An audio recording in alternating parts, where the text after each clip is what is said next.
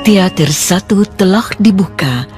Para penonton yang telah memiliki karcis dipersilakan memasuki ruangan teater.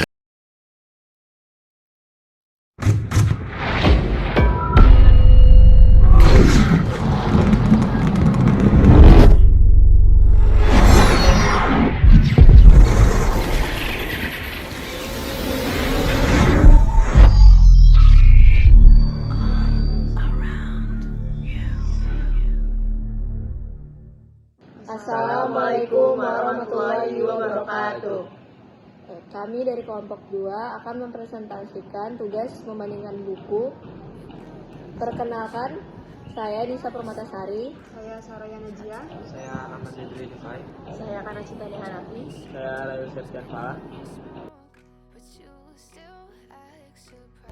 Baiklah, pada tugas membandingkan buku kali ini, kelompok kami menggunakan buku utama yaitu buku Pendidikan Pancasila oleh Prof. Dr. Kalen MS.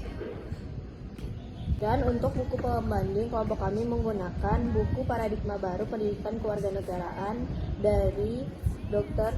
Winarno SPD MSI. Baiklah, kami akan membahas tentang buku utama dan buku pembanding.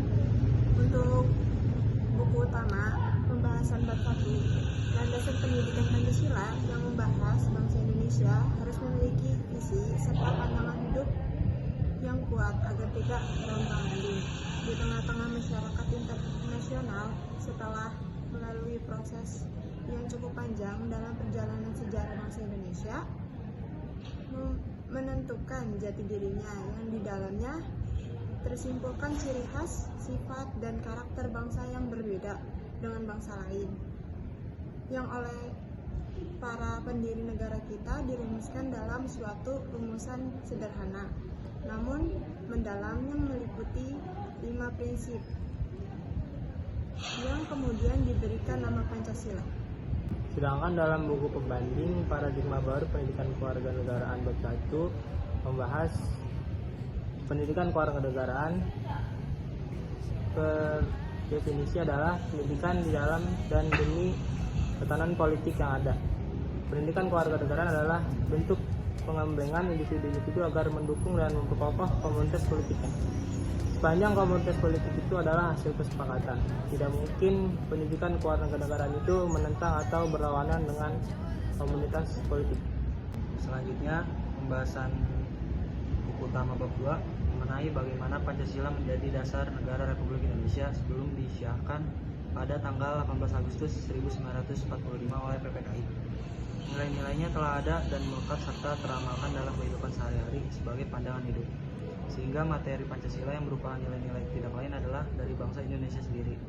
Berdasarkan kenyataan tersebut, maka untuk memahami Pancasila secara lengkap dan utuh, terutama dalam kaitannya dengan jati diri bangsa Indonesia dan secara epistemologis sekaligus sebagai pertanggungjawaban ilmiah. Sedangkan pada buku pembanding bab 2, identitas-identitas yang disepakati dan diterima oleh bangsa menjadi identitas nasional. Identitas nasional dibutuhkan agar menjadi pengikat sekaligus berbeda dengan bangsa lainnya. Selain identitas, bangsa yang telah hidup bernegara memerlukan integrasi guna menjamin dan mempertahankan kesatuannya. Suatu negara yang mampu mengintegrasikan segenap komponen atau unsur yang ada di dalam wilayah negara yang bersangkutan akan mampu mempertahankan hidup dan kelangsungan hidupnya. Sebaliknya, suatu negara yang tidak mampu mengintegrasikan dirinya akan pecah atau berakhir kehidupan negara yang bersangkutan.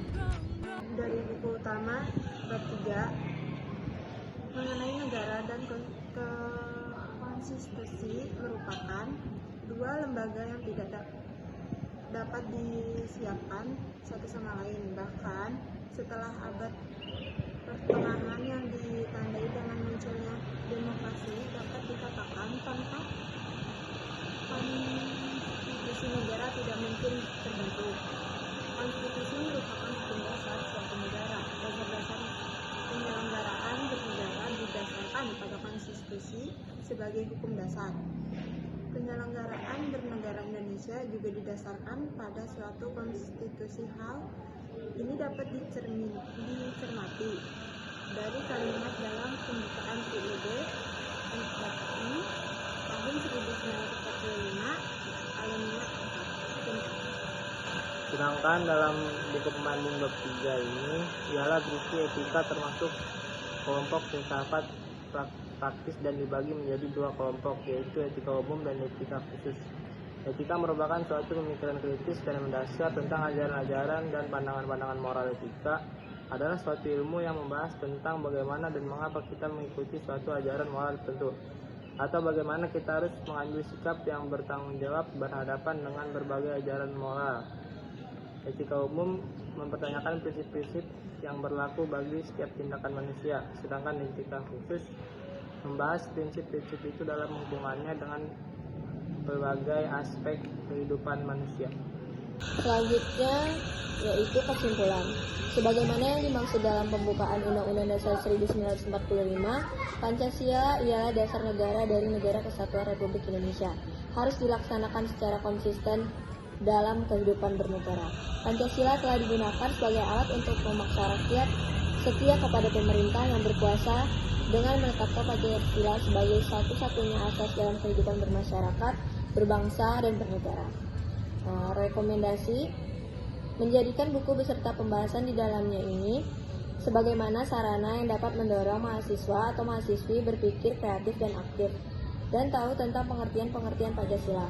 Pembahasannya lebih baik itu singkat dan tidak mengulang kata-kata agar pembaca tidak merasa bosan. Sekian dari kelompok kami tentang critical book review, yaitu buku dari Pendidikan Pancasila Profesor Dr. Kailan MS. Sekian dari kelompok kami. Assalamualaikum warahmatullahi wabarakatuh.